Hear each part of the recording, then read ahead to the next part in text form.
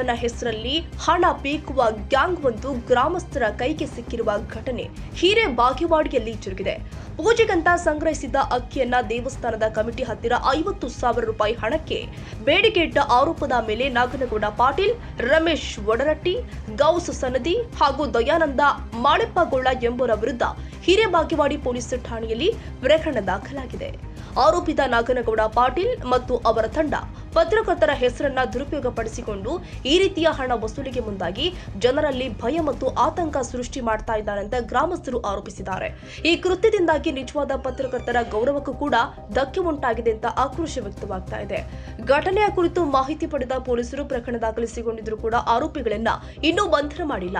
ಬಂಧನ ಯಾವಾಗ ಎಂಬ ಪ್ರಶ್ನೆ ಇದೀಗ ಸಾರ್ವಜನಿಕ ವಲಯದಲ್ಲಿ ಮೂಡಿದೆ. ಆರೋಪಿತ ವಿರುದ್ಧ ತಕ್ಷಣ ಕಠಿಣ ಕಾನೂನು ಕ್ರಮ ಕೈಗೊಳ್ಳಬೇಕು ಅಂತ ಗ್ರಾಮಸ್ಥರು ಆಗ್ರಹ ಮಾಡಿದ್ದಾರೆ.